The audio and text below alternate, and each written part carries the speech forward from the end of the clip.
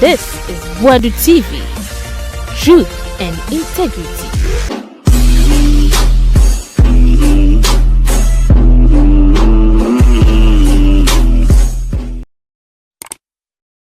Boadu TV sini mayema munyina akwaba fambra so na the alternate say enche bia na Council of State election course Asante mantemo de ntokwasi e manto omutu wie na omo kan but because say nipa bi ko hokoye basbasanti no mantimi ankan abane wi ama sisi omo say Monday na ombeto abano foforo na omo se na Boadu Nkansah saa wo hene na elidi a musisi so no be wini but wakoye MPP ni ana Ashanti Regional Minister nso se won tiase da se MPP ni be kwa kuto mampanyin fa peto over also tiase also tun for kra bem kro tiase na say hey wakoda ketekete ya betimi awo memma lawyers doctors o my be ministers before wo na wo small boy wo timi kika wa dwense o say Monday na me adoma abato on bekoso no do so ye be ma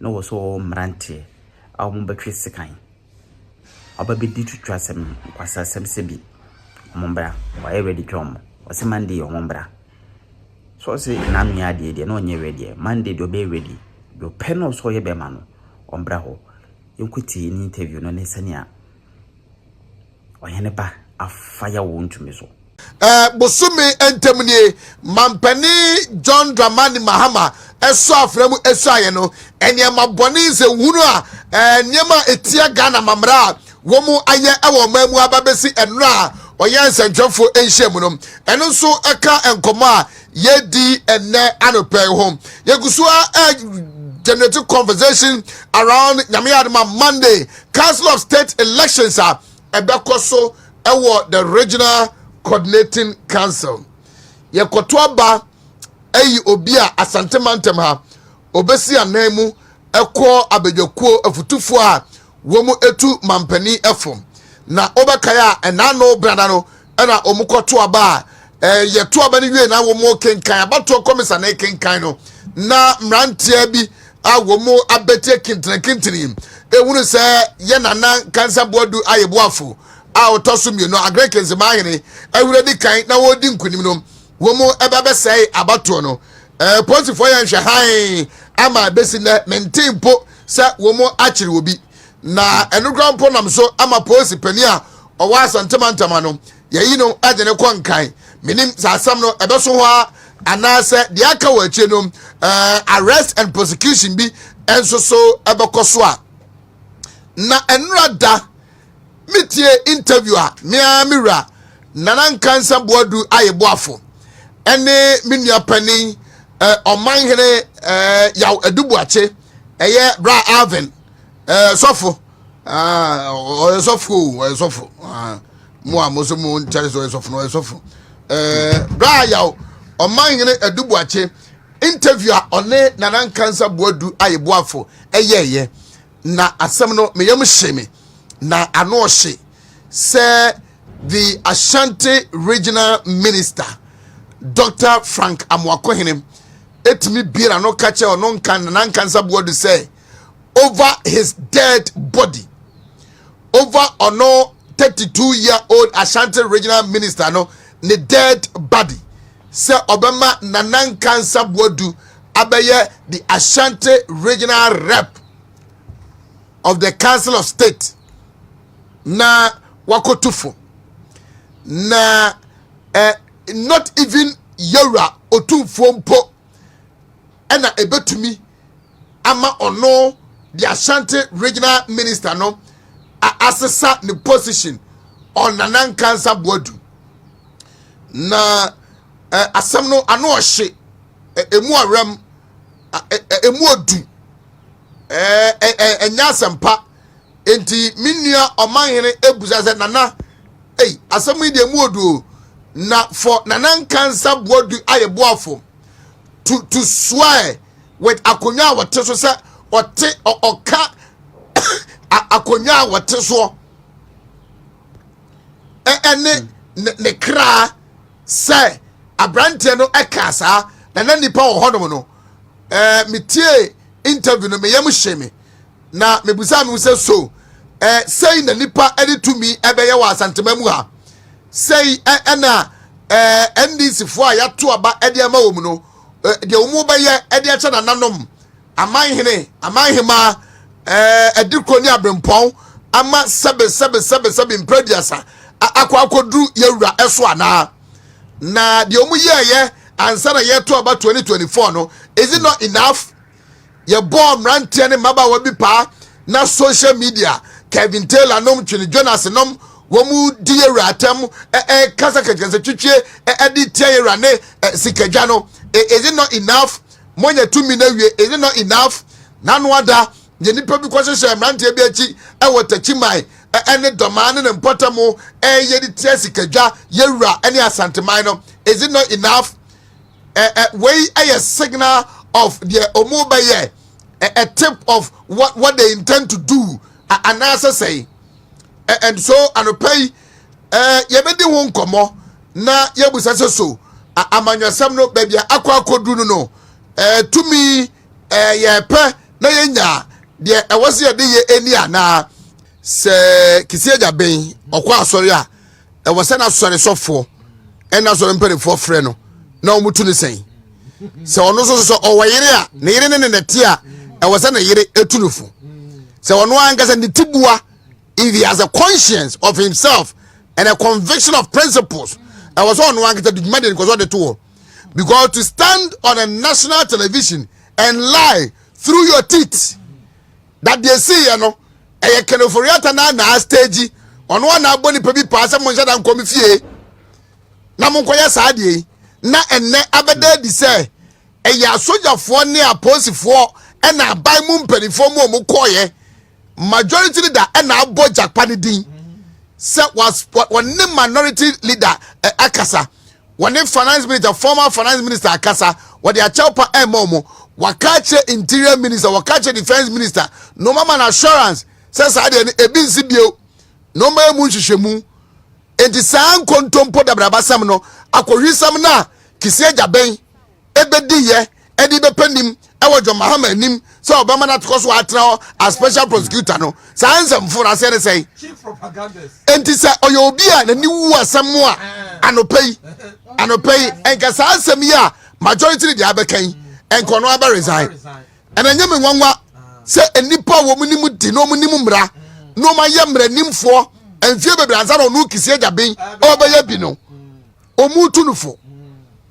wo mu bono kokko tell bia all kika ko de wotoro ebia na dwen se tumi asesa edi obetumi ene di bra ide obeye bia emra ewo mamu and some of us will hold him to his words and the principles of this country say pepe yo ene edi bibia na ne boy ba kubia wono kwado na mazi obi di sameda akubi ono kwampo de dem so ono kwade chese ono kwade dem se ono kwade se wuti ni kwana em se obukura afunu enti no ma emperifo okrom ha especially mampani enti na wonye hwe han na omo panim afini wono no enye de omo ye emplange this country into chaos ma ejuada abato yi ebesa akoso na erika mamemu say na no brother de esi ye no esiwu emfumu anase muguso amoboabo amho akoto oba no de wotete ene de na amanfo no bi ekeka no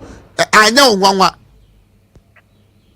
ohine o question man dia fi mpato na mi rada mi busa se na no Tuesday to oba no na edu say ye kenkan a basabasa yesi wa ye ntuma kenkan we and declare the warre no eye onwanwa anase anya onwanwa se ade ni si ye ohine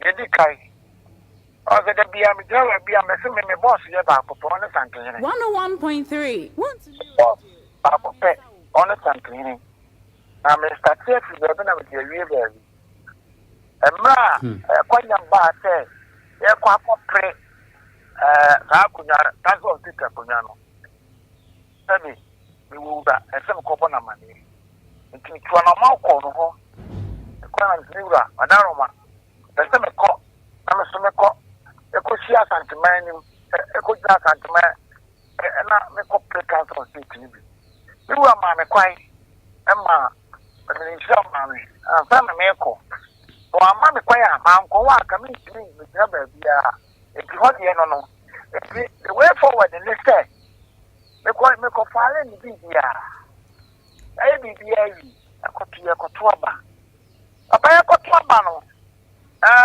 me nta bebre minister ne connect director woman try ya regional coordinating director no exercise abani pade bebre bedu okra na bedu owa presiding member ho no the unity free mu ani na ya nka bibia ye nyame ya shira no mo no dia enti woman try say be 43 ani ade ko say ade ko say so ba oyere ba ma menka se mi jo wi ase ye wuye bia na mo bia wutu bia man kura ni nyame suro ani adoye ma wo because ye na ma ye ko ba nyina no eni pa he enti aniema me ye no ene ne papa me ye ene aniema me ye okromo no eno so na NDC ni NPP fo nyina bebe so to aba ma me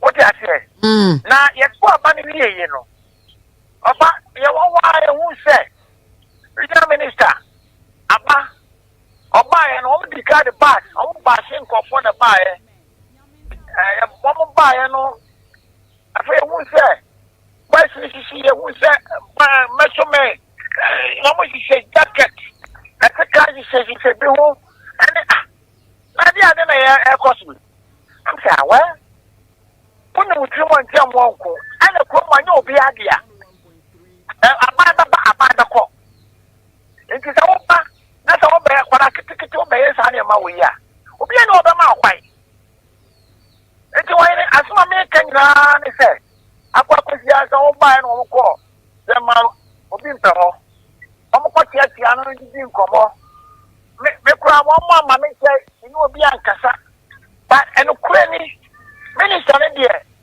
oba be tia me Obama and I'm say oye regional minister oye about Asia na mu okromo anitino me and mu bekin ya wona ma bia ka me story akonya so ana me sia no pa me musa no enti abaya no wa say minister let me owu me da ozo owu da ozo oni me owu me da tabia obi a wa ma ba tia me owu me da ne enti sa tuo sam na omu die na omu goso na omu di papa me ka sa abana be sia kan so enti mi so ba chia mi wie no o ba no no so mecho men si bi na chi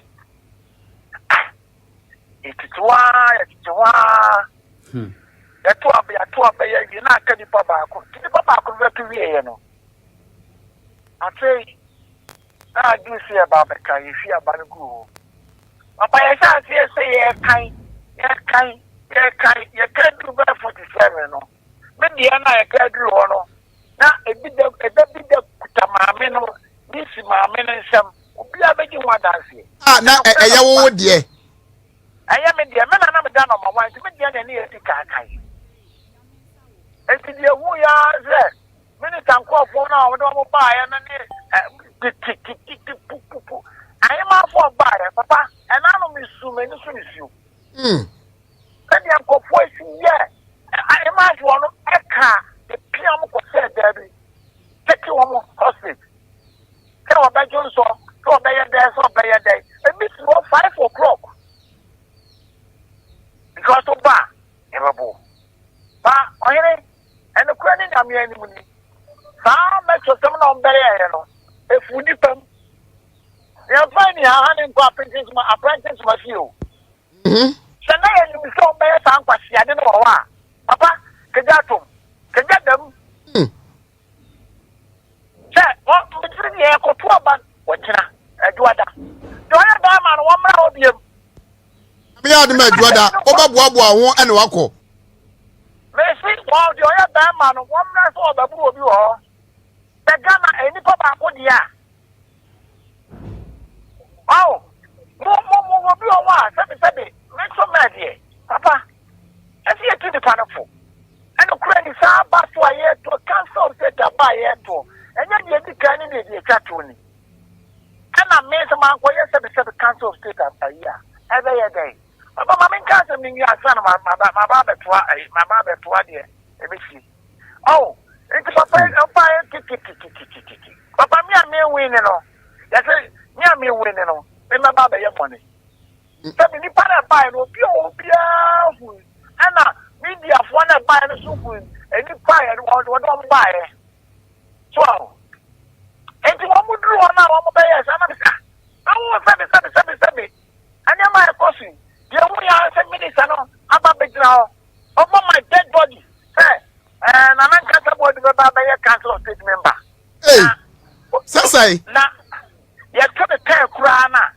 the be ya ne be e dey no afa no ni say ye gina ho yo ya ne say e o 2 me country ne say o ma council of state member na me man kasa ti I want to hear some kese say and some of when the kai no papa me ti akonya me kama konya me te so think about bet me a wona ma e bi akakura me ma be a doctors e be a lawyers what I say and you know sabi wo me bakura ye minister and na wo ba be minister what I say 12 years in parliament wo wa ba be jira ba years ani ma we a tell me enti papa sa kola kitwa we e be jira ba kasa asem kesi after any politics anka wo beti ya yes ade ka beti ya kasa asem na tire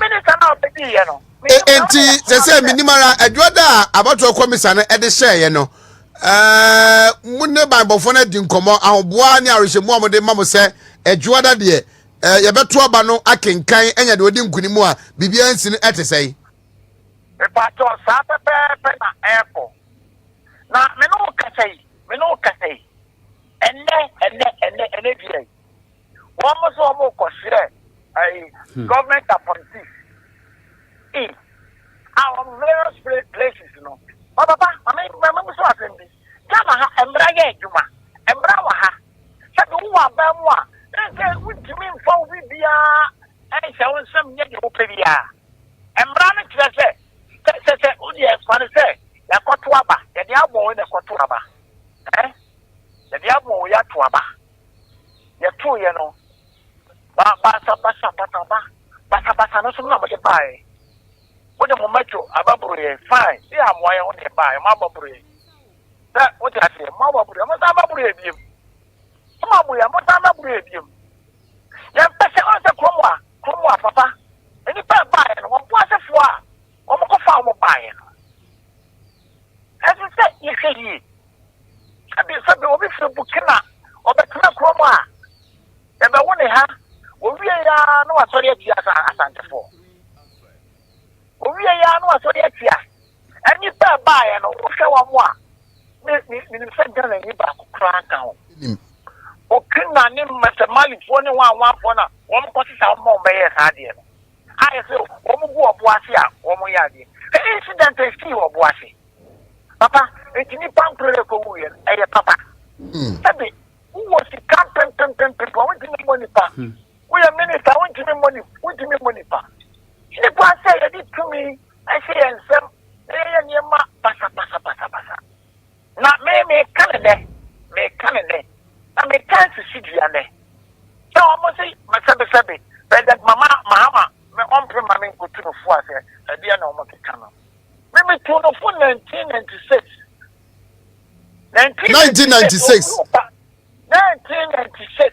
Oba parliament no oba ya no me kachira no mo ya me namfo president o madamfo mini party ko ya madamfo oni apitane ya madamfo a mini ne koba mini ye bibia entinya dia wo de o keka no mimi hu de o keka madamfo no ana me kachira na so me kachira papa and I quote oba busa asema oboa said wo mampani ye nka kuntumpo enfant no so ana watia woni se de me kan ye no kure the kitchen se and this is what to somebody and the atamba sabasa no o ye nine gentleman It's what the telling you know when you get come over president. That's what I'm making. Papa, one cross check. 1996.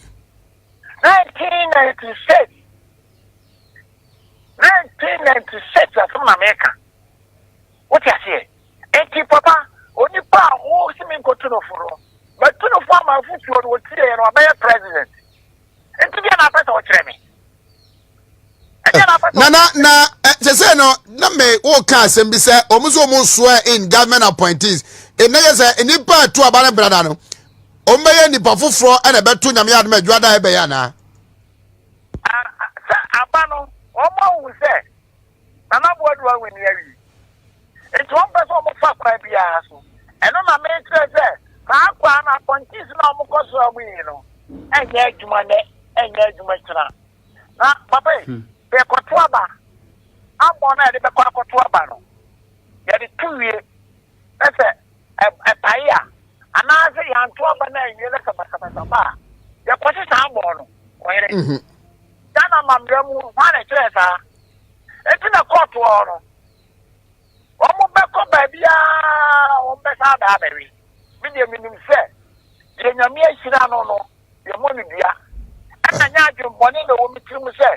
Koya NDC and PPN ni papa ko what emre be do na opposition now we are call I so what no e so kasa be nyan system oba men kabo mo no so the pass and jamamu and the kwa say what be to kwanto person na and then we regional e ko di we are fine how you be say be training penye mamo we are be say be training mamo wa ko lawe ya pese be training mam e be training mam wa o pese di pankasa e be kasa o o mo pese di paye boni a di pa be boni o me die abanu makobi me se je to amama me a me ko ya to amama a me tra me ba bi anya afi na me be ku ntokwa en na me so ne ni pa wu a papa wo si kan to wetin aboni pa abi o wetin aboni pa Mama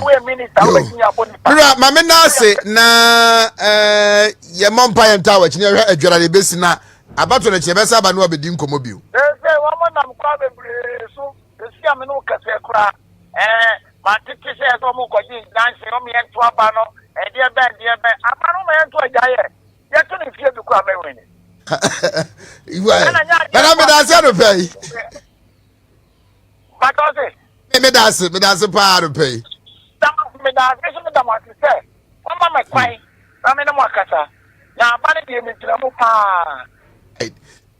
Nana Nkansah Boadu ayeboafo Agrekins mahene ene no enti na yese nyame adoma adwada no waye ready waboaboa no ho waye krado se abato no ye besa akoto bio na we die waboaboa no ho yie pa waboaboa no ho yie pa wode bekwa abato but I don't know say lawyer George Opon eba or a presiding member I think 4 times ewo Kwabre East why presiding member why assembly member or yes I lawyer ni ti oba mebusa no emrem no yakoto aba na say bia eto ya apai anaya pinche bia si yantman kan anaya anto anwie na ye sheda foforo say yakoto yetimi di nipa foforo beka ho anaze yi nipa ni bi film said the beya ebia ebeye to the advantage or disadvantage of one of the contestants and answer aspirants na lawyer ba mebusa na sansam no but almost say every 3-4 days go ho ani afrem na the list foforo aba ye ni peri de beshim sa election na dey see na Nkansah and afi ye prepare ho for Monday no what do you want to see say consider be ya ye hu de hu ni Tuesday ni bi ohene bam da se na ma menchia watiefo na menchia ahwefo nyina nkankan ade share hwe free Kwabre East Council of State elections I have fair experience on it Mende Nana also a channel the just recent past Council of State Ashanti Region representative made now elections twice nimi no nyina ma na win on that score enti minim said the terrainity now the SC very unfortunate very unfortunate and it is a blot on the reputation of the Ashanti Regional Minister. I think say I'm for energy by even virtue of your age and assuming that higher office, no, I'm for any amount. But it looks as if say your first test case as RESEC chairman, you failed woefully. Were failing badly. Now, obetimi redeeming the the coming event. Nyambo Joada Diana Electoral Commission Minyanti so beto no. Say me or ya media and Kezo use that opportunity to redeem himself and purge himself of all this brouhaha. Because as chairman of the Regional Security Council, aboboano Regional Coordinating Council. Na ye di dwumadi e te se ye yi mpanimfo a ena kai se enye wo na wo yi obi am na ko represent Asante Mayon by law. Emra ne se district bi anyi nipa mienu na sa nipa mienu no nkonkoto aba inform electoral college no nkonkoto aba enyi obi nkosi ya na mu region no mu a you have no control whatsoever over it. So ultimate hwepu obi no te wase no koye de wo pa so be it. But you have no control absolutely over the ebekosu bia. Nti wo de ne say wo nipa bi wo mu a or sympathizer of your party and now your favorite and now kasa kire na obetia now na kasa. In all the 2 elections I Nana also a chan call. Ye call presiding member bia na so. Ye call assemblyman bia na obetu bia na so. Ye call the recent one omdiko ye ya omaba MC is the presiding members na koto ya MC bia okone na so o kan asem said the obetimi bia obi oku bibia so kan asem wi no the people took the decision and the decision is always for the people.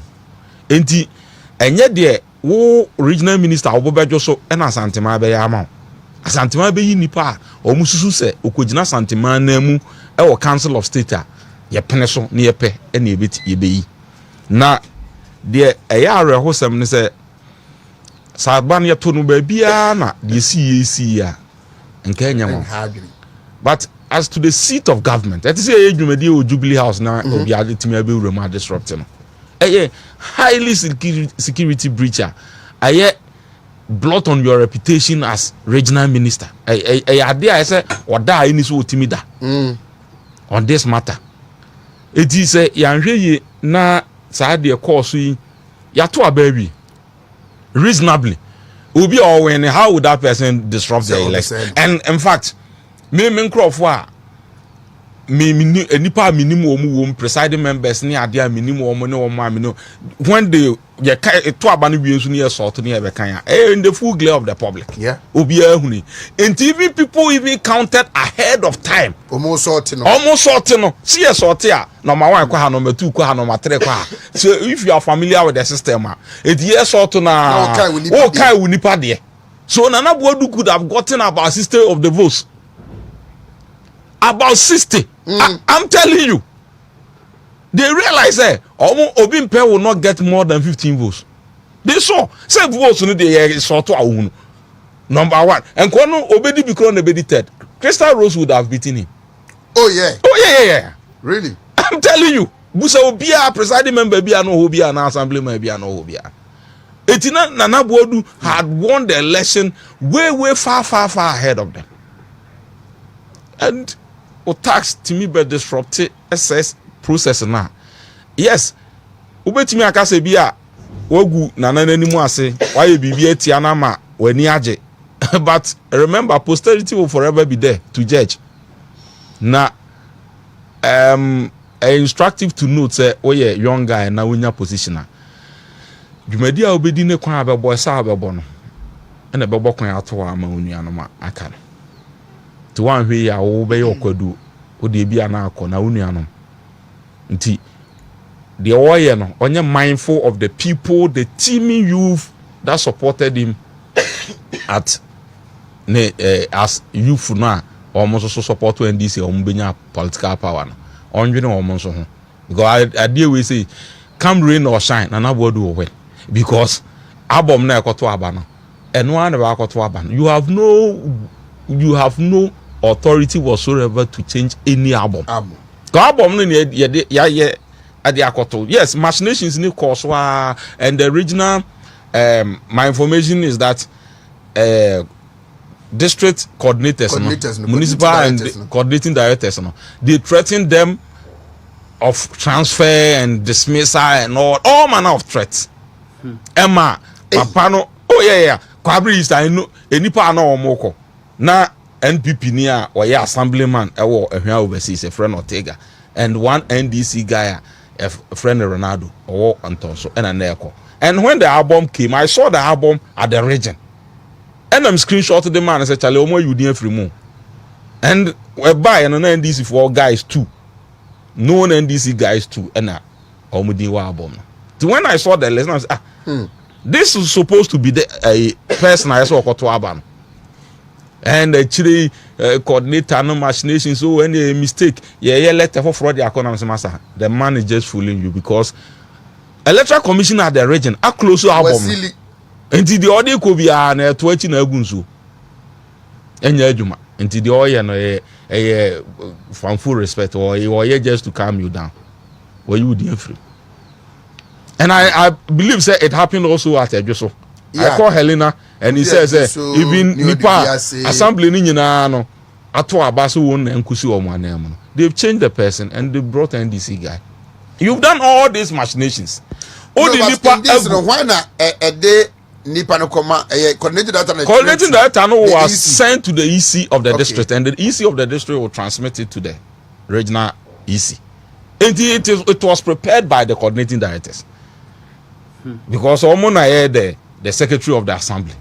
So an assembly is the highest decision making authority as far as political authority is concerned. Into Omona be choose will be so uncle. The assembly members and also assembly in meeting and soon they take a decision. And mostly it is the presiding member and the one appointee, one assembly member or one whatever the person I will be choosing. More machinations we in every more day, and in fact, and this work campaign Nipa 46 in the hotel. Hey, oh yeah. And Nipa 46, and I'm doing go VIP basim, and I'm marching Omunina don't bar vendor. And that was the outcome and the results. And in drum we that is. To Omun Crawford say, and I'm on betting anyone. Was a Nipa 46 believing they are their own. From and 46 in Nipa, so mind you, Nipa got to have 86. 86. So for 46, are already he's won the election. So they were very sure of winning the election. No, I can't. And he came 47. So kind. He could have gotten about 60 of the votes. I'm telling you. Well, we're near it because people are almost got to have they've made their choice. Why would they Nipa imagine only Nipa free hotel ba and come on could be more dear grounds. The person has no chance of even talking to any of them again. But they went to the polls and decided otherwise. It didn't go down well with them. No money Nipa or Mufis or Musman cook a kujina santima name ever. And the SC and a repeating itself. Na yama Ghana elections, any pebi do omonia bomb for him call themselves macho men and all that. And it happened, unfortunately, most of the time happened under this regime. And this is bad and said to trust him winning after the election, declaration of the election, an admission concession made by His Excellency Baumia on the I think year to about 7th on the 8th. There has been this attacks, this abuse, this hooliganism, this by these hoodlums of the supporters of this party. And to extend that the seat of government, this exercise the highest decision I make it to take somebody to the council of the state. Now, omutimi be disrupting. I say no say yama obi nkutu obi. When who told you so na abema obi akutu obi for? And can from say no na beto aba no. So when a person go to obi decide and you could have been called to come and determine who wins. Enti we there amako hina mo mfanye social media trane as you said they no TikTok we did ni agro bi wo TikTok no. When ofefe na yira no wo TikTok no sa anema. One can say he's in different level now.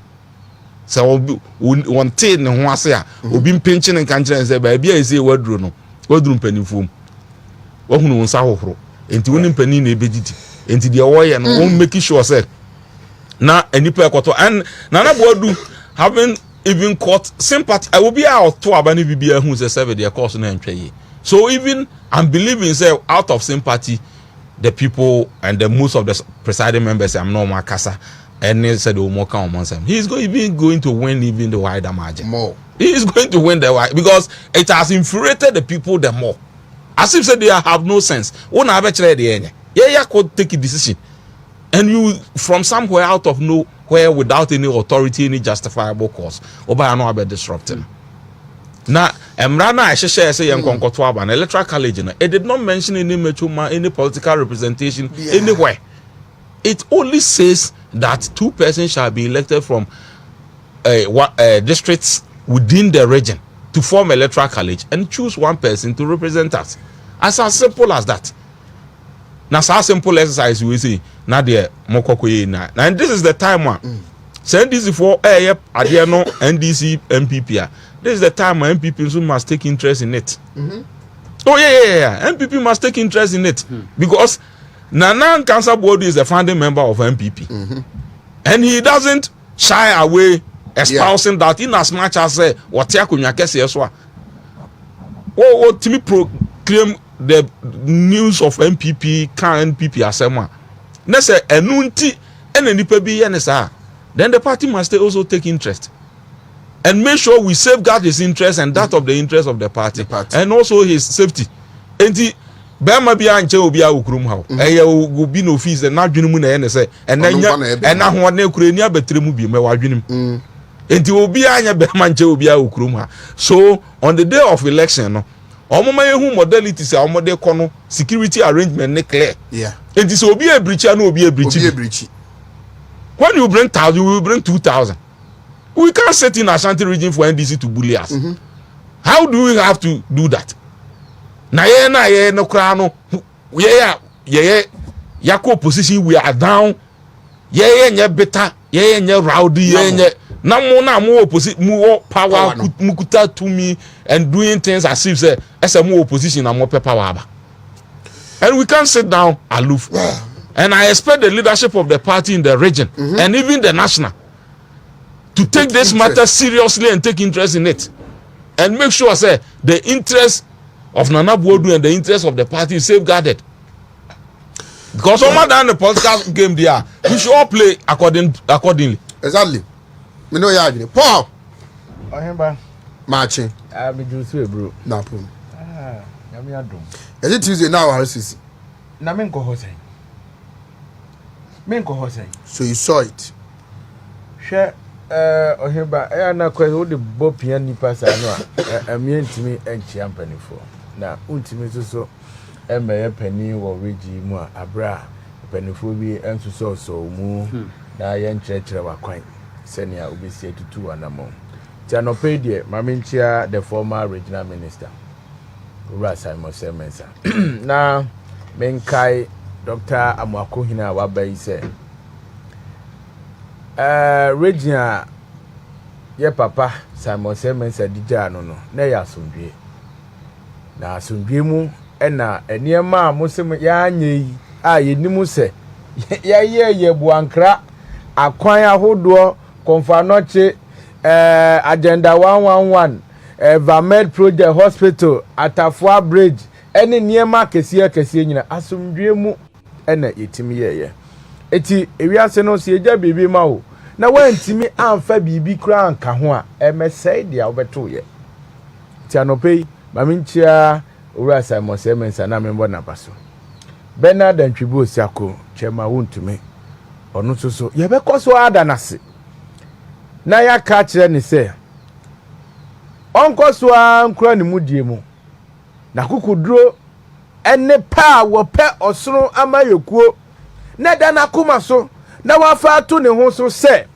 obeboa madane da nyina no yetimi akan asem se ne esitie no nyame ngusu anu wombo anu oheba se nye se wuntumi station ena bibia no ebekoso na ya adwensi e de beba abonte he wutie movement kwa de utibete se ne dawuro wa soja wo ho no odi godon ne idase bre ja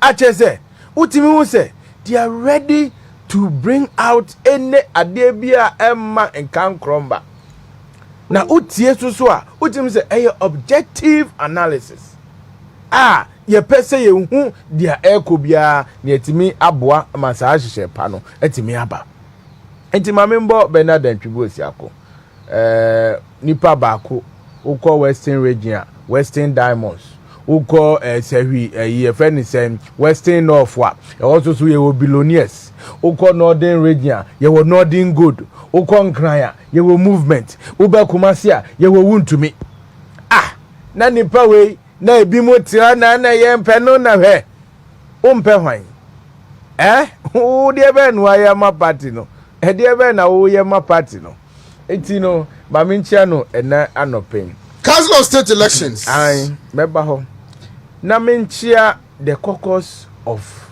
MPs Ashanti region nkofo ya ka omo ho abomu a enya asem kitwa wo asenso menchia north efeni say kunadu menchia south lawyer nino bekwai raf subin lawyer obri onim say asemu asie on say lawyer ka say o say party in the region and the leaders in the region no e was say omu kan bibi they have issued a statement dana Chairman Utimi has issued a statement. They spoke to it, I think, in Parliament. What you say? Etino, and yes, a party no, and I say a penny for our region, no more you money. Messi, the back consul, and Kumase ha, the beer mono. We will not leave it to chance. Now, your best share obibia, irrespective of the differences, that we may have. Oheba make us same way if we say Yahumbi near Gusu Ayehu, Yawankophobia, they were sitting on the fence. Yes, Kuguamra, Asania, sorry. Yes, Yama, SSA, Ebaya Sumra, Asania, sorry. But way is a matter of saying, you know, no Yabeka, Wabum. Then we speak against. Now your tears in Mosemesa, and Yama Iris who mentioned of election. Ayire so anya RCC ne ekoto no o ti ase ye beto abawo RCC a na chese ba bia no e beto bia na ho nye safe na we die na ye din na we die regional minister kachio oheba regional minister na bobua no a woti ho bi ogina ho bi na metofo atima buban appeal so a police for go police ni gina ho wa yesei na adenti na wo se ba ne sa adenti na wo se ba ne sa na no permit Nana Nkansah Boadu me hura ho papa me de mante sa asem no de but se Nana Nkansah asem wey say the regional minister amwako hine doctor etmi bia na no say not even otumfo Nana me bu di kwa me san sorry over his dead body Nkansah Boadu ena obetu ne fuma na Council of State member na me chese bebe ka adibua sana oso oka akonyo oto se adansefo ewo ho Nana Nkansah Boadu na ka sem wo echina maka irrespective of our differences what you say e was here kabomu ni e be protect ade a ye wo obitimi make sa statement we ni e ja no na eno na bi say rule of law e was say lawyer any ye nuanom lawyers ya wo mu wan pipi mu wo mu Asante mu e was say mu sorry na mu make sure say the rule of law must prevail. I was see who say Nana Nkansah ye adwuma Nana Nkansah say see ye ndc ba ye dia emra bi anya adwuma o mai mu o ndc em say o mai ye wo ndc law na ba na constitution ya tum wo see adi ba ye adwuma ne dia enya adwuma ndc law na aba sei ye nkoto aba ni nkoto council of state ya ba eno no dia wose ebani eti ya obi mpepa in fact ndc mo mpa dia ukun huma no a me chese ye nyi wa ye kura o woti ase ya bimpe yeti ya bimpe eti ya bimpe pa di council of state ne wo say wo kokun ho asa ne de ama no eno kura say president will opportunity to appoint 10. Yes. Indiana won corner president they are appointed. Yo. I think 11 cry. Ayo. 11. Yeah. Ayo, ti ya bimpe. You be kun we hu ansa. Ya bimpe. Former regional youth organizer, former regional chairman. Ya bimpe ti sem awadi pa wo regimu. Yeah no dey di. Abu bonko fodua. Enya sem kiso. The council of state, you can say state election ho. I was a kokun ansa ne de ama no. Na dey dina o ye wo mu free Asante Mantemusa. Obisa PV Jantoa on ye twese vet in kwa wan qualify ye na frim Obisa wala sa baby o vet in yesu wala se de ye me ya enya nkwa se walas me pese me ye press conference kwa fa walas won o ti ase ansa na ukọ be kwaya Gabriel Siedu wonu so ya bona to baby kura me nua Nuruddin Abbas appointment onim say they nearly revoked the appointment. Really? He is your colleague, regional communication director. Exactly. Asking. Their only single reason is that you didn't let any man know. You encourage post no post on Facebook. Ni ti de ya. And penifua wo do mu kopa choko bun kotodwe. Ohinu ba na wo ka. Ansana. Oh. Keeping appointment no. Oh. Just that. Now one moment the bre ma post to that mampaniasi any party for Asia was here no wo gi the bre no from him na no amete say Edward Bawa yare assign from GMPC to Kwagwe no Nuruddin de na anya me nwanwa James omo de ma wanom de sumu fidie uye bibe hwe ni age ti say de Louisa Ayhanabisi de age e de mani ba foforo no ti am an girlfriend administrator eno maji de many powerful no mama drones so say there na drone dem nti entino ya obi mpe ito kokun we hu ansa aw eti oyeba utimi say em say region ha no now them say regional minister kra no they had penciled Koyo radio abusia yi Koyo Mafo say Koyo Mafo na bandi sidi pa say no be say di utuma no ni bua food ye sha de bu said ni tie ansa na one man bi akoko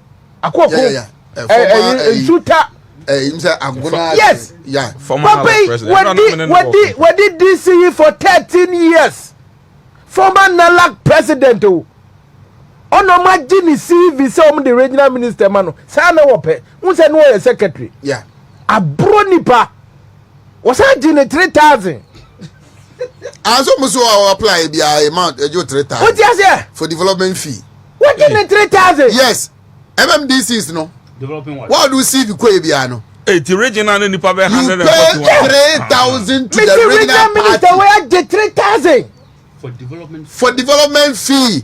I saw it on Facebook and Nipo post me mu e mi nua Samuel Koli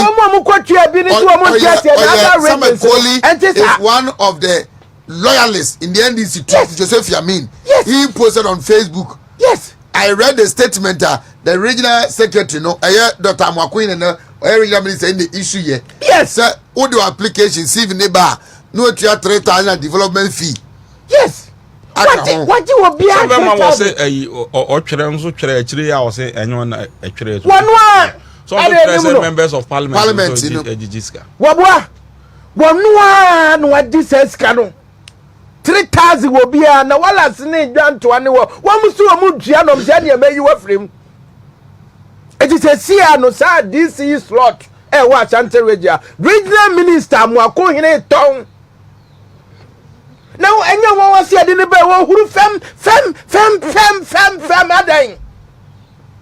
You guy na kriya nyina no you are paving way for future leadership position. Na sana kofa brantia asuko no ma base wo medi mpanifo ni ma sa emfa de wo ye pa chesen ade a amakohini eye wakache na we can record violence ewo RCC eya rehosem. We should speak up.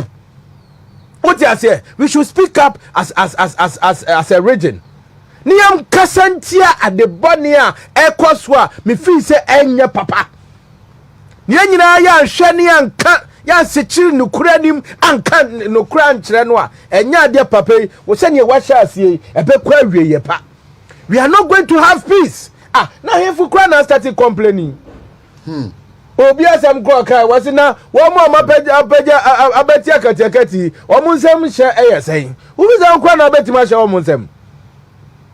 Uvisa nkwa na betima sha omunsem minua oheneba enya papa na me de minim se mpanimfo a aka bie no omu betie na omu de pepere yo aba na dadua dade adua dade ye nimu yi ye nyina ye ba ho oti ase ye behwe ye betu aba no ne akan na bibia ni ho ebesi wo ho na ye abon near the Quatuabana process no wie paya. Yet Misa Kwasisa Nipano.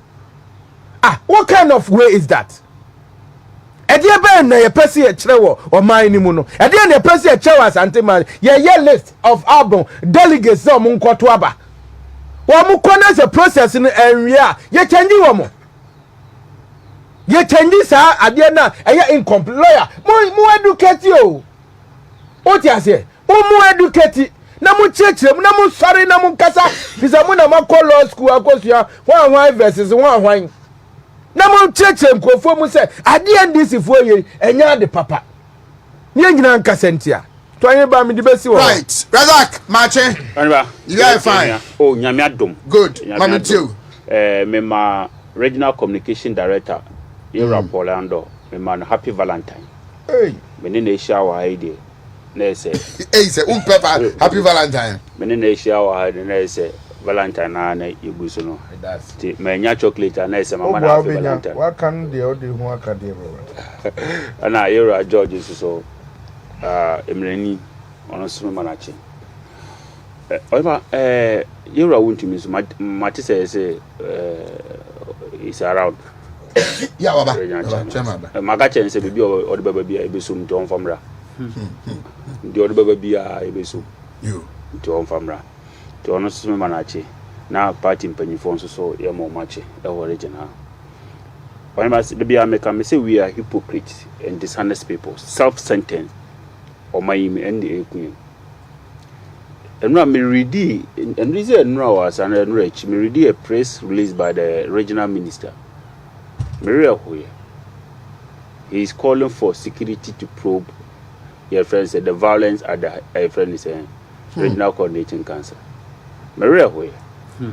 Oh mama, I say yen some yen friends say religious people we are some because we are too hypocritical.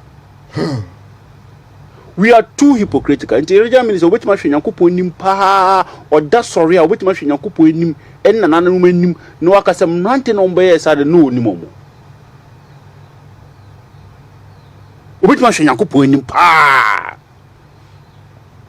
Oh, which machine Yankupon nim or that sorry Sunday me this over kwa sorry. Which mako jina so for nim any congregation nimpa no waka say they see course our regional coordinating council no ni mo we you too hypocritical yenya no kwafo e wo man yenya no kwafo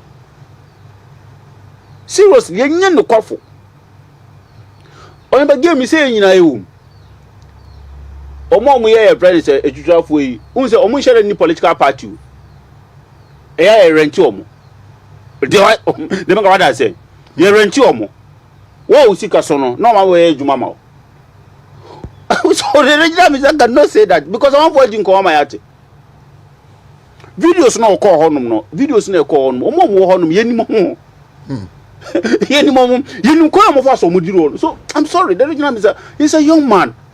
He's a very young man. Because a young man, he's really a young man. Because you are a young man. He has a lot of things to achieve. One of them is integrity and honesty. One of them is integrity and honesty. And also, I am cotton with Jum. And I say, I am farmer. When near our obey. Any general conduct and never more integrity. General social behavior and never more integrity. And to your boy sikakra. I say me prene ya doso. On to no boy sikakra. Sebi me amitiwe. Yura Wallace ababio. I'm in Ashanti radio upon radio, TV upon TV. Intimate share your Wallace in him. And kindly challenge say on first camera and sign our coffee. Let's go 3,000. 3,000. You're Wallace. Uncle Fawe. You're a PV Jantua. On num radio station by radio station, TV station by TV station. No more. No more. There is a pressing issue. Our regional, I was a regional minister in 94. No, yeah, name nature trust him. The blatant violence of your friend is saying, trotro drivers are there, son. Yeah. Wow, area, a walker. So move free, your friend is saying, so for la no more walker, are there some muji tengana cities. Meanwhile, my investigation says 6 cities. He has got to say MPP abandoned traffic be any so. Muji tengana cities. One package you so over 10 cities. Ofri Dr. Mensah now call Kenya si Abrim. Tengana cities are there, son. And apart 6 cities, 50 pesos. The same applies to Tech, Kwan Yuso. The same applies to Atunso Gogo Kwan Yuso. And then there was a regional minister, Odin Koko. Because Timamufone is complaining, and he is the president of the Timamufone. And the same minister say, "Oh, a young man, almost no man, a winyan, and you're violent. And you kika. Oh, anybody, you are a friend, is a Nana Nkansah Boadu. You are Nana Nkansah Boadu. Ewa Ghana, Anya Ashanti Region. Into be bit machine in pass and you bun and nipan umwadia. And I say, Sabi, entity on by an attitude, Eofi, your barbonti and air for Subambi. In German, Bessemacas is entity. Send you Subam Bonipa, and yes, in ba. Ye then Pama, you run an Nkansah Boadu. Obit machine in him. No, this is a munitreno. Now, the air and say, a hemana regional minister will converting.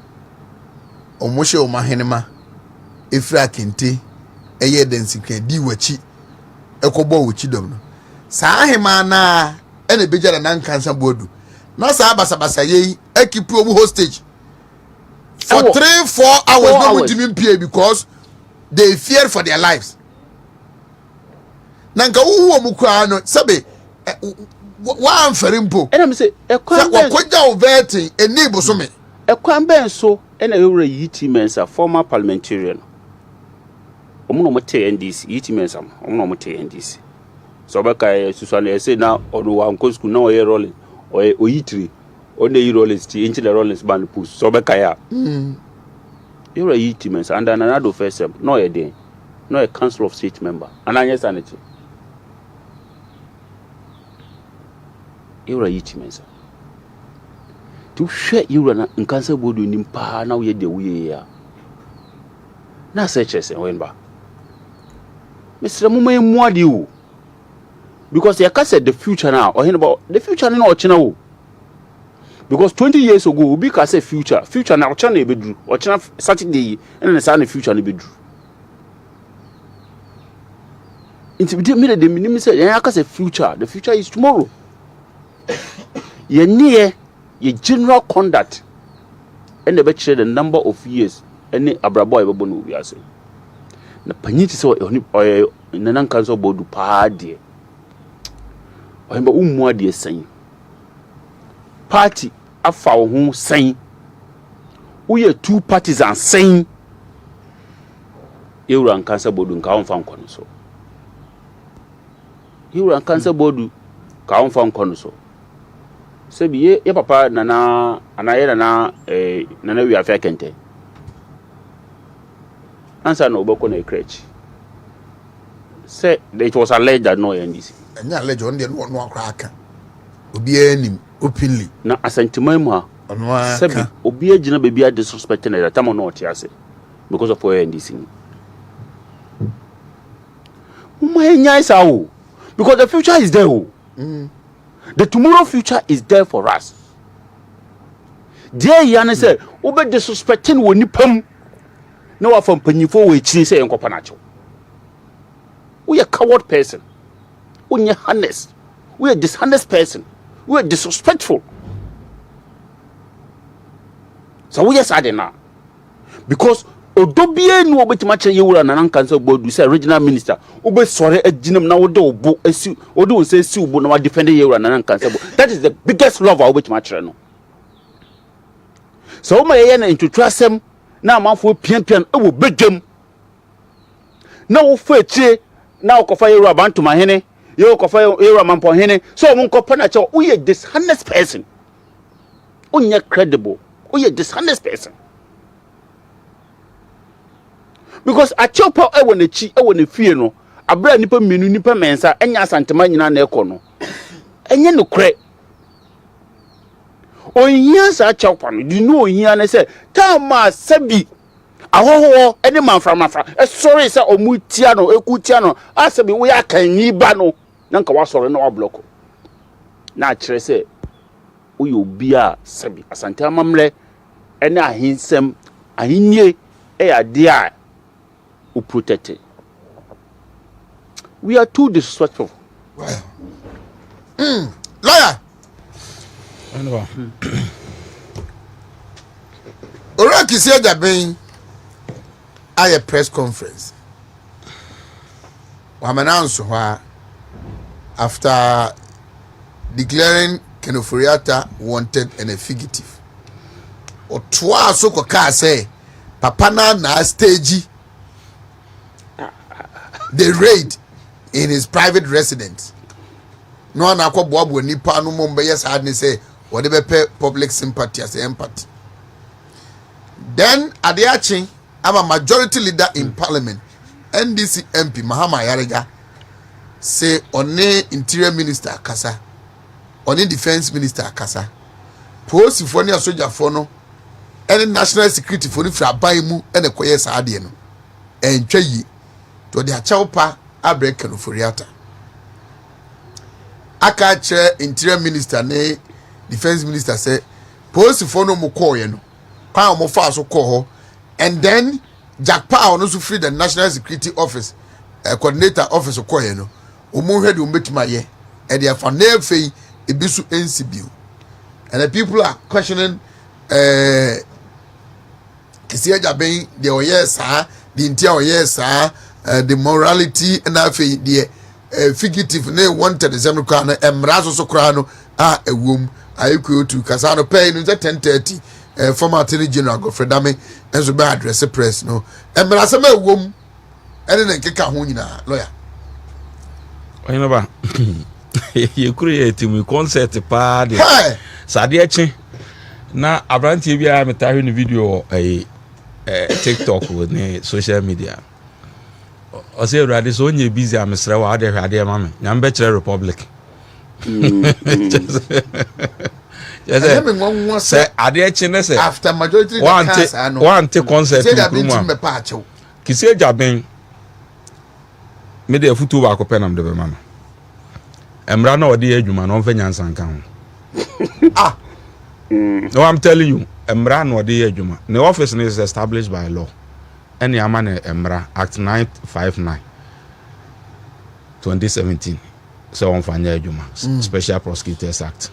Constitution now articulated it in upon the 2 million at the Amasa Fire Edgeman. On Nana Nkansah.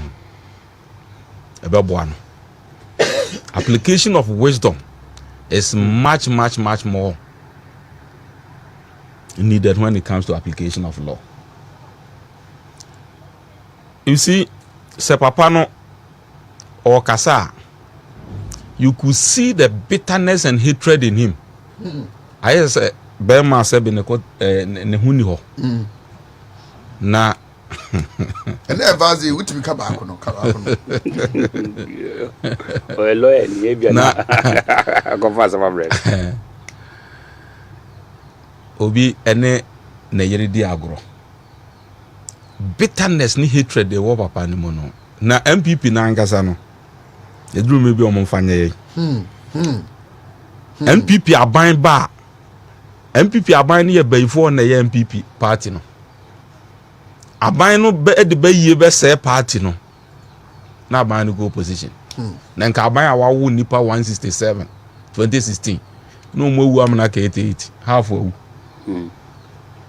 Na nka anya aban ne nye bayi na ade hwe ma e de na party a watimi akokon age 166 di ama na fe party no e de aban ne the party ne coalition na ye lose seats ni nyina na eniema edane bayi wo party no ayi no aban no mu a de ye party no ebi ni appointment. The appointment of Kusie Jabin was fought to the hilt by Kennedy Japan and the likes, and people who knew can want some. I said that, and then they have to tune near the ama or townful, and what they are actually ufie, and ne wabakai, and what they are henaso. Or Bogura ufie no wabakai, and what they are henaso. Now, if you say, in Zemuna, Kusie Jabin, dear, doesn't make sense to any rational being before. Does it make sense at all? Say, oh yeah, of a special prosecutor, the object and purpose of your office, no, and they say over corruption and corruption related offenses. Now I investigate, no prosecute offenders. Now what babbage na platform so. Enipa who claim say oh no what declare the fugitive. Somebody, a criminal running away from justice.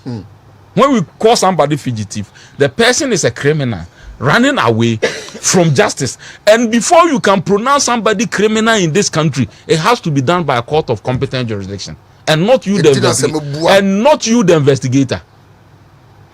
Inti emrano de adwuma no mfa nyansa nto ho. Ebebo ane pa. And enipa no anso wa obi are ready in fear. You've not had the opportunity to investigate the raid, and you did not say in your press conference, say raid, you know, who investigate. Then you come out conclusively to say unknown the stage that, or say it was staged, and it was staged possibly by Oforiata, and nobody, no investigative authority will believe this story, and certainly not OSP. Now, the facts, incontrovertible evidence before everybody in this country, and they say, "Enipa na oko ready fi ho no, yehu say ofra ban mu, yehu say ni din di japa." The leadership of parliament ejina aban na mu apachew. Enti won sem na obeka ye nyina fa Oforiata ho no, se miyi entro a wadi e de ato no so ono na ready ni fie ya. Do you expect me to believe others? enti na meka say adwuma a wo ye no on fa nyansa nto ho embra in the application of the law you need to apply wisdom. Enti ene, do you know what you have done? You have jeopardized the whole case because ebetimi aba say genuinely the case or there are issues for ofori actor to answer asembetimi awo ho eso oyi ne ho ano and obi adi bone so aban mu a nobody will sue that person. The person must be made to face the law, of course, but not on the capricious and this whimsical manner.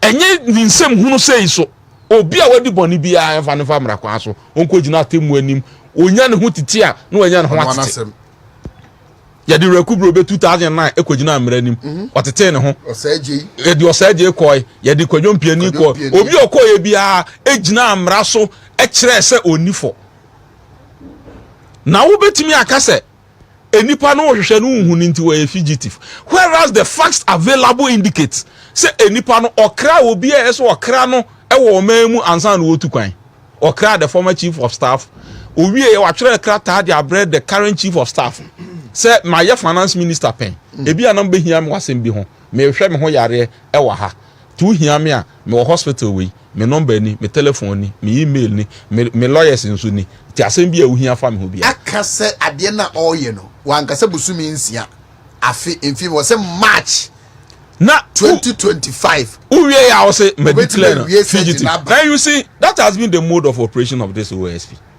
this failed OSP Ajaben. This has been his mode of operation, playing to the gallery. A man come for who be that? It's our born.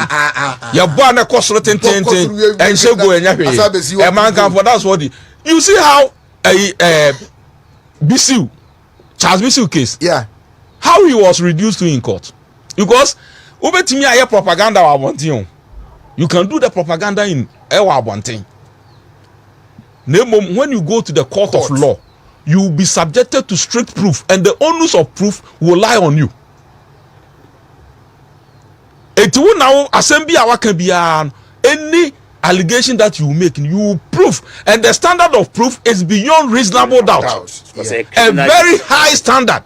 It is okay say will be aye esig na ebi e wo national cathedral ho nam so mo man na boka e se wutimi kire se ampa wa mo man na boka e wa honimu a ono anim sade ya miye e de ka beba e no ma man na boka na enye necessarily taking a decision to build national cathedral, for which reason o man no I spend this car on it and not necessarily a ma we criminal. Lawyer Mpacho minya yanka wa repeat the last sentence. So it's not necessarily taking a decision to build something. Say me see jina SM person me ade we.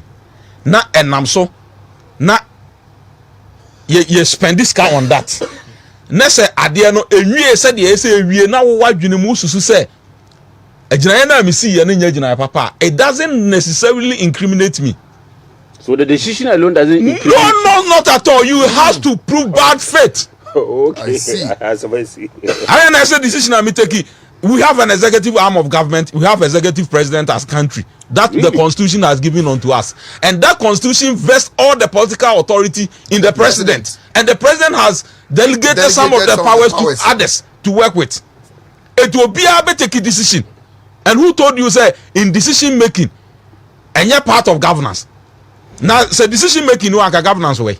And until the constitution under article 296 say who take a decision na say discretionally, you should not do it capriciously. So you need to be able to prove to court that this was capricious. It was in bad faith, and this is the reason for which we are saying this. Enti say who bet now naka say what declare no fugitive, and the simple meaning of fugitive is a criminal who is running away from justice.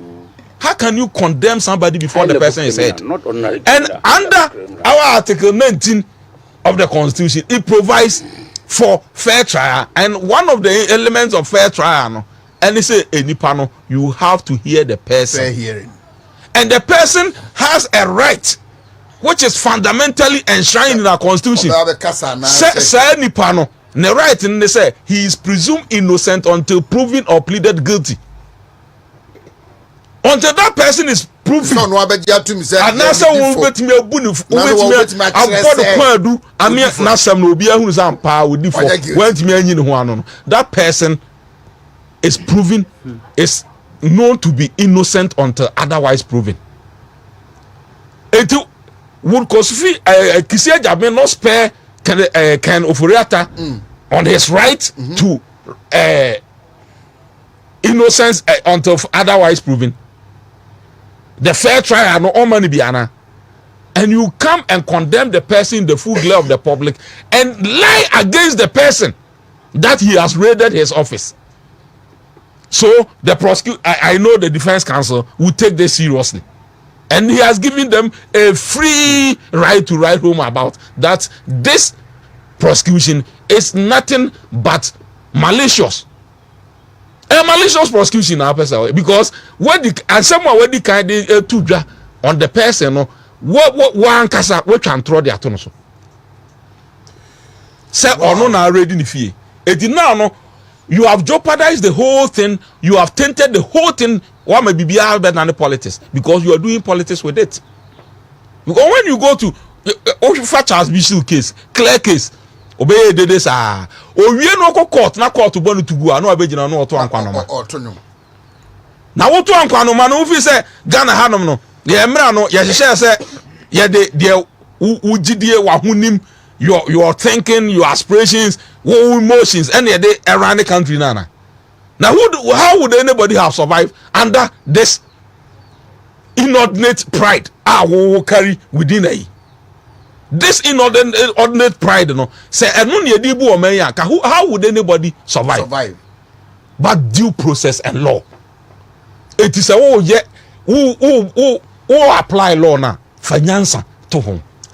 Don't come to the full glare of the public and condemn somebody before even the person is heard, and lie against the person that he has raided his office, whereas the evidence before us indicates that somebody else did, and it is the national security operative led by Japa, and you have no moral conscience to come out and say sorry to the person to whom you lied against because you want to tarnish the person's image and reputation. Can Oforiata Boadu maybe a school move? We've seen data bank, we've known data bank, we've known the man. It is a Bonia, yes, I'm running in. But follow the due process. And go be any more say ansana. Would not go court. And to go court, the defense counsel will take this and tell the court that this is malicious prosecution because the man himself who is accusing the man has lied against his person. It is all mine Oforiata bu mine kwasi an office car. Wo esa wo emotions inti. And one find Nyansa Ntombra hunti. One year jane kwa. I wish you send come and pay the time you know everyone to pay. Paul. Bruh. What can you hear, Papa? I'm getting a lot of feedback messages here. Material for my home with that coming down Nana Nkansah on this case here that been issue but Paul. I mean your lawyers to make can be. Can be. In fact, me refi. Very interesting. Me say. Very me refi cry say. And go for said but I will implore a million, especially you, for say we should start reading from Mrs. Elizabeth Ohene. We should start reading from her. Okay, is she a lawyer? No, I don't know. I don't know for what a lawyer. She writes so issues of national interest, like anything social, whatever. Now, so yeah. If you start reading from her, do one lawyer? Mebaho. Oheba. She, in fact, in conform Messia or Mobisa election defeat who answer. Mirefi.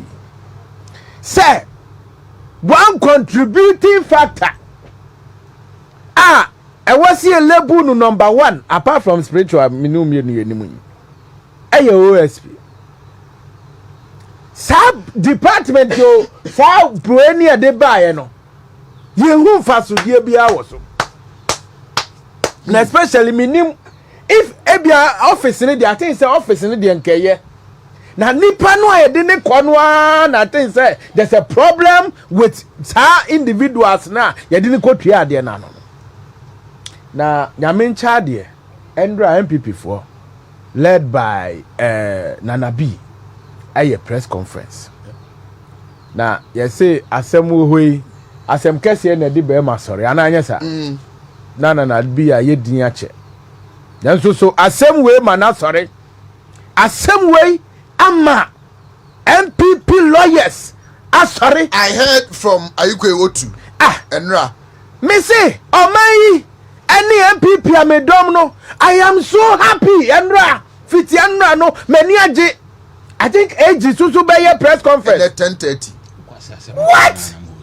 We shall make sure say the rule of law aye adwuma na nsemwa na na bi kaya nyina was on point na nyansa wom afa na mo sorry afa na law no edi mu koye no se mu nkosua hwan versus hwan no aye adwuma aye ba nim maso covid juma no abu maso covid. I've also seen a write up on also here about Kanaja can Ofuriata issue. Yes, I'm kitwo. No kware na asem o kai wase wo bibi na person be ya na dia ma lawyer ni. What the whereas therefore malicious I put it to you. Sa na say case no lawyer get upon the hell. Me say the wo bibi na person be ya na dia ma lawyer. What dia ma lawyer ni what the whereas therefore sa malicious accuse sa na just say case no and sa pepepe na di oyi e kire sen OSP me kwa de wo ka say wo be press conference no de minim ne say enka enkrofo a Bahama super clearing agent e clear wo mu oni pa ba ko ya manu $200 million si won ko si dan 5,000 wasi mu 1,500 no kura wansi awie na $200 million no asa ni ebisa no wo court a yes ya withdraw case no na wa Cornelius Thompson was what the 66 million dollars upgrade this snake software na do this software be we as a crowd discuss na say ni pa we who ko bisa no wasem na ni case ya withdraw ato force kwoto ambulance breyen no kwoto a friend say two a friend say suhum sawam sprinter bus abesuwa buses ni si wo anya corrupt case na wakọ a friend say the amount friend asiaman Johnson asiama oni power di 400 million ama banka eguo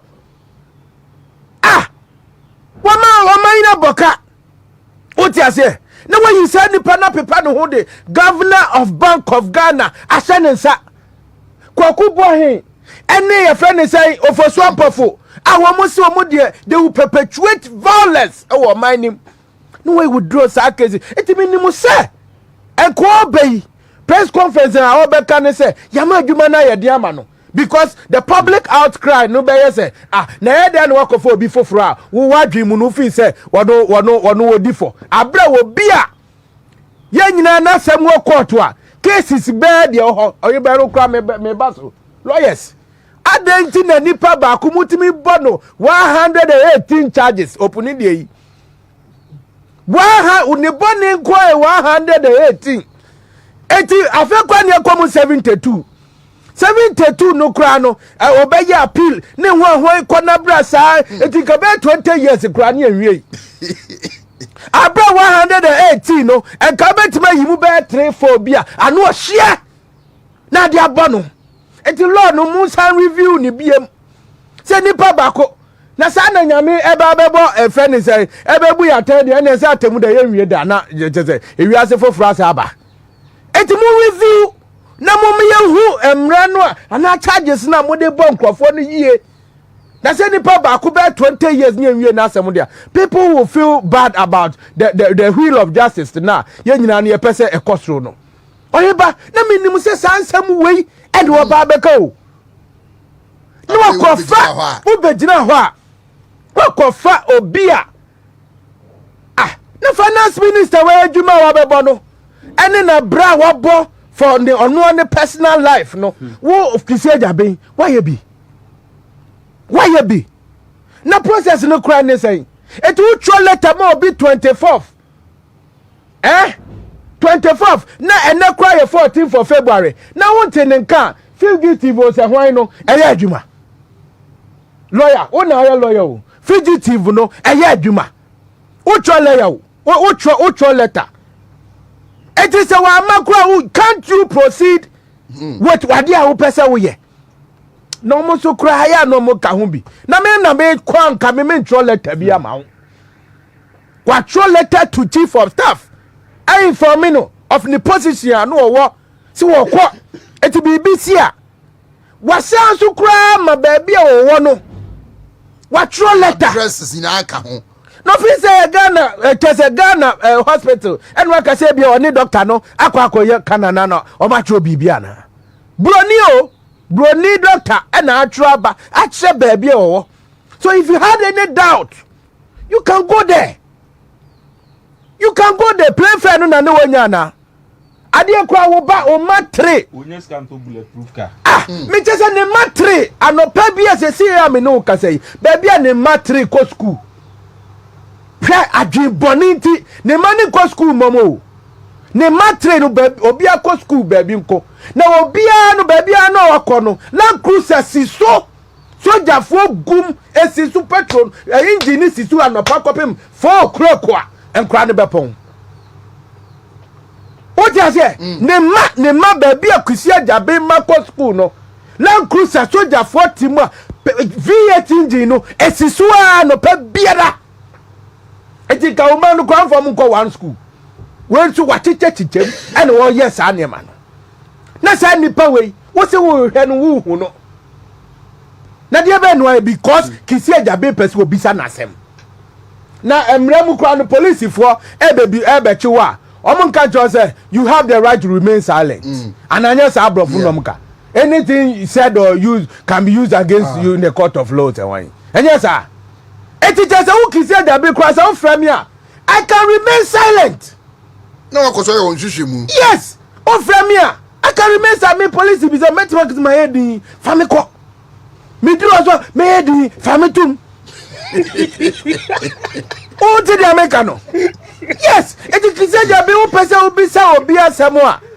Oh, bet you because what friend me cry my bahono crano. I can decide to be quiet. Me kasa. Mankasa, it doesn't stop you, Kisia Jabe, from continuing the person we yet. It is clearly no, Najuma ya diamano crano. I think he doesn't know. It is Abia Brofoso no one tia. Mumeyahu. Because the word figurative, no. It should come from a judge, Anna. Anna or arrogate it to himself. Powers that he doesn't have. Enti yakofa jataba batie no wanyi no oberi ye enne nyina no mamfa manusi ngabi otredako ye beda nase papa whoever aided in the appointment of Kisia Jabe as special prosecutor ye da nase ye kwanhira ye behira no o gabi ye behira wo ade only appointed no won ka ho bi I don't know ye betima kofa Kisia Jabe a gabi nka ho bi when we say jataba ye kofa ne ba ye no and wo bury enkwala wo fie no what you say ye better na bra na me tell your friend is Ella na Nana Regional Minister there is insecurity in the region omo ne nko enu a o kro from insecurity no omo ne esuntwa e wo kro from there no so because e bia koso e wo ne residency say your papa o claim say your papa your friend say Simon was say jai regional connecting cancer tantanta wa anya no hwe no e better since say ono oprapra ho ma etwetwa asem esi e wa hemfo so e better the Simon ye ya ujai no e better since say ono wa baba prapra ho no ma etwetwa asem esi wa hemfo so maka nema mensa also de nani ko ho one transport na ekoso insecurity emno abayo na yekunu ya okrufo daytime men carry last time I TB Ashanti Regional. Men kind the last time. I TB Ashanti Regional. Na de tete say no kwa say no kwa enim. Say akronfo ne say omo party na aba abam. Mo so omo party na aba abam. Nti omo otumi so omo ye dum pe bia wa regional. Obi ntimi nyo omo hwe. De tete no. De tete no yin ba. Nti very serious. Lawyer anye bia me yesuso no na mete fugitive na nipa ba ko pe na ndina mnim say Canadian hu tambia GTV news Fidel Castro fugitive Samaka some brother Razak. Oh seriously omo Fidel Castro fugitive apart from Fidel Castro every system no fugitive mintibio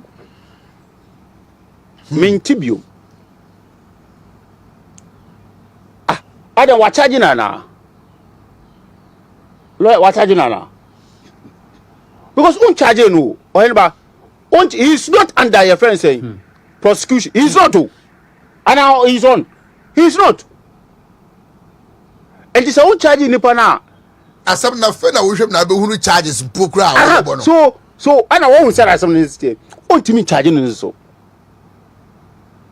Because on we investigation. So the word fugitive no use no so. I think he's a. Menya lawyer need it. I think he a. But the minimum so nie. Say come on for say do mo court because of financial loss to Omanya. You rekese jabe okan. You rekese jabe okan. Because onone aban di pa e na ba am say 2 years no say 3 years. He has not won a single case in court before. And now you're Mumuame. He has not won a single case at the court yet. He has not. Kisi jabe nyam win case bi a court. So the be a catch man for me say oye populous. Oye populous. Now it's too early. Yen na ye beche. You right Damelo yes. Or say a lot of that $21 billion now you say or my ma yaboka yagojen ura 4 years or say a lot of them are lies and gossip. Or say you concern. There's no fact to it. Yeah. It's just a concern. Or say there's no fact to it. Now they hear me ya I was our oral report him. I'm a film ya who say ya nye careful him but I dey bet politicians won. Ya kasa ye ni e makra omunti yen. Blaster budget eka ora report do. Me do nyame o hata sui. Blaster budget ka ho. Ghana. Yes, yeah, no ntino. It's purely assumption.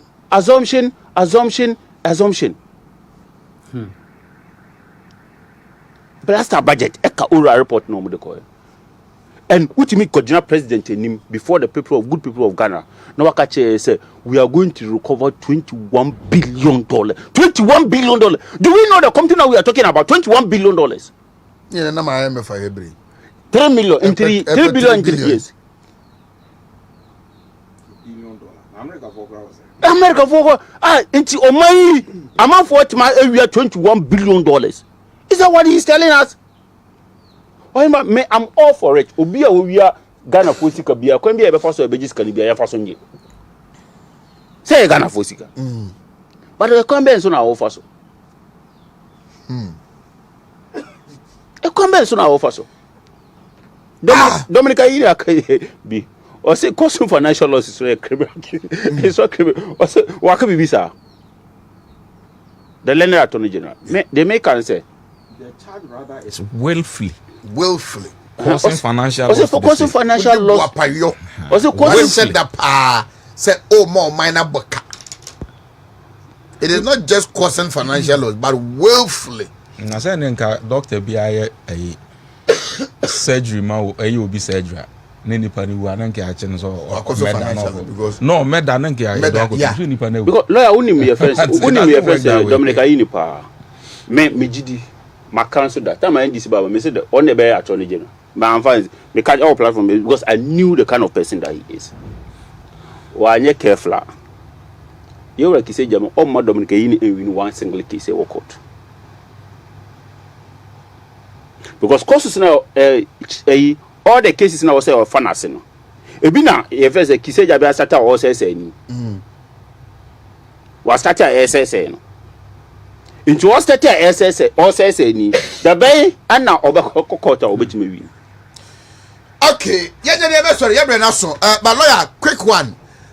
For Dominic Ayene to say, Nolly Protocol now intend to know he did it at the blind side of the president, you know. Say, hey, then we have a weak president. Hey, and you're not Minister Biabi to Masraya de Ope, and you're not your minor Kose.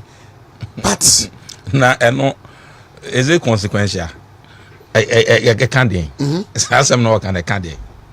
Or no time no opposition, I don't know file no prosecute. Does he know the reason why he has the right to file a prosecute? Because we voted for a certain John Mahama. And he has appointed you. He has delegated part of his powers to you. As the Attorney General. So the backstop at Mahama. It is the collateral damage. It is for and on behalf of John Mahama. Even presentation of budget to Parliament is it for and behalf of the president. Not even the government. Because we have executive presidency, that all the powers are vested in him. Per Article 58, you know, and you know, be president, you know, who you be, and it is for and on behalf of the president. It is all Kobona mania, so one can't, you know, on our instruction. And in the vision of the president, you are all riding. More person more destination in it. And my channel say, "Echna, yinina yakwa a dear corner, you are the trailer, the head, and the trailer will be a full. Eti the obey bia so born a money, so one money.